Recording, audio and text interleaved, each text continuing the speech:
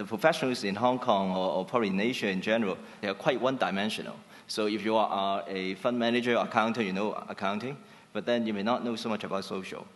And if you are a VC, venture capitalist, you may invest in like high venture projects, but may not know so much about either other social issues. So I think there's a need for us to train a new breed of professionals who would be able to understand these issues across the board and be willing to work with NGOs, work with family foundations, and that would make the whole thing more smooth. Another problem that I'll quickly to address is social understanding. Like talk about family business. I guess a lot of us will be going home, and then if we watch local TVs, we'll be going on and watching the same kind of series about family, how bad family businesses are, how family members destroy wealth.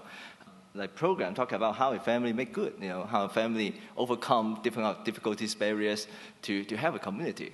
Given that Asia, for family business, we have a very entrepreneurial culture, the opportunity, what we're lacking is imagination, okay?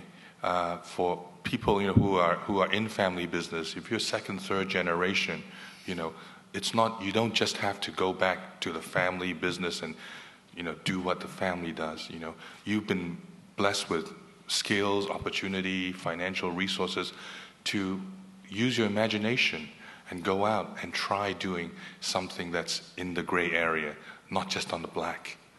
And so that's what I would say is, we have a tremendous amount of talent, but it has to be unleashed. And I think hopefully a forum like this will help to be the key, one of the keys to unlock that opportunity.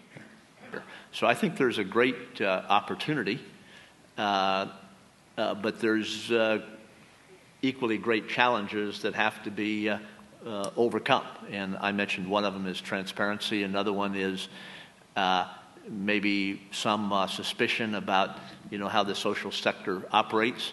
But the answer to that is that you have to have transparency, because if there's no transparency, people always assume the worst. We need some kind of an infrastructure, a platform, or leadership. I mean, to make the synergy an ongoing platform. I think this is, we're ready. And you see individual foundations, like they already have their networks and international linkages.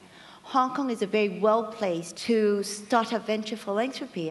Building capacity for NGOs has been an issue that was talked about in the morning corporate panel very much. It seems like, when people make philanthropic, donations, they do it 80% by the heart, and then they don't really look at the impact versus the value. And value versus impact is very much the drivers that we believe would make it sustainable on an ongoing basis, instead of just passively waiting for someone for a do-good or feel-good factor to donate.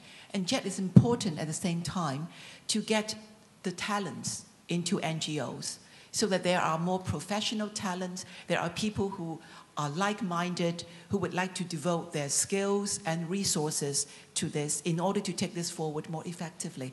So some of the challenges that we've heard from this panel in the area of creative capitalism here in Hong Kong or Asia, one challenge was transparency. Another challenge is sort of a very traditional checkbook giving type of culture. Another challenge is having tools and being able to assess your impact, so we've talked about that. Kevin mentioned a lack of understanding in the general public, in the general media.